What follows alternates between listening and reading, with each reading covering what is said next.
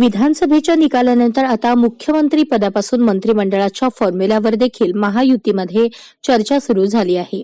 महायुतीमध्ये मंत्रिमंडळाचा अंदाजित फॉर्म्युला 21-12-10 असा असू शकतो.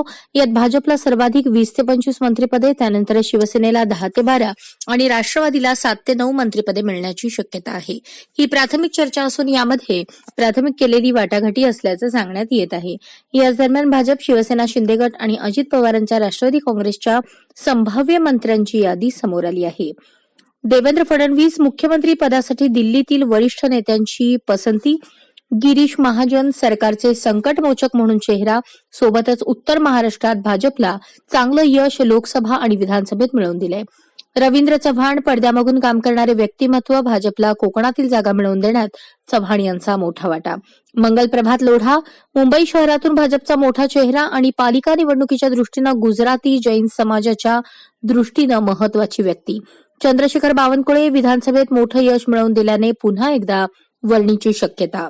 आशिष शेलार मुंबई अध्यक्षाच्या दृष्टीनं निवडणुकीत चांगली कामगिरी, सोबतच कटेंगे तो बटेंगे, एक है तो सेफ हे संदर्भातलं धोरण राबवलं आणि नोमानीचा व्हिडिओ समोर आणला, अशात पुन्हा मंत्रिपदाची शक्यता. नितीश राणे हिंदुत्व पोस्टर बॉय म्हणून राणेंची ओळख, भाजपसाठी हिंदुत्वाचा चेहरा, कटेंगे तो बटेंगे, एक है तो सेफ हेचा नारा पुढे नेण्यात मोठं काम. शिवेंद्रसिंहराजे भोसले पश्चिम महाराष्ट्रातला चेहरा, मोठ्या लीडनं शिवेंद्रराजेंचा विजय, भोसले घराण्याचा चेहरा. राहुल कुल दौंडमधून तिसऱ्या विजयी, राष्ट्रवादी काँग्रेसला सुरुंग लावत पुन्हा आमदार. माधुरी मिसाळ 2009 पासून पर्वती मतदारसंघातून आमदार, पालिका निवडणुकांच्या दृष्टीनं मंत्रिपदाची शक्यता. संजय कुटे पश्चिम विदर्भातील भाजपचा चेहरा, फडणवीस यांचे निकटवर्तीय म्हणून ओळख, सोबतच पडद्यामागून पक्ष करणारे आणि संघाच्या फळीतील चेहरा. राधाकृष्ण विखे पाटील नगर जिल्ह्यातील चेहरा आणि भाजपमधील ज्येष्ठ चेहरा. गणेश नाईक नवी मुंबईतील भाजपचा मोठा चेहरा, यंदा विजय झाल्याने संधी मिळण्याची शक्यता.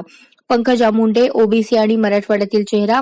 गोपीचंद पडळकर जतमधून आमदार, राम शिंदे हरल्याने रोहित पवारांच्या विरोधात ताकद उभी करत शोध देण्याचा प्रयत्न होऊ शकतो. यावरील नावांचा समावेश राज्याच्या नवीन मंत्रिमंडळात होण्याची शक्यता व्यक्त करण्यात आली आहे.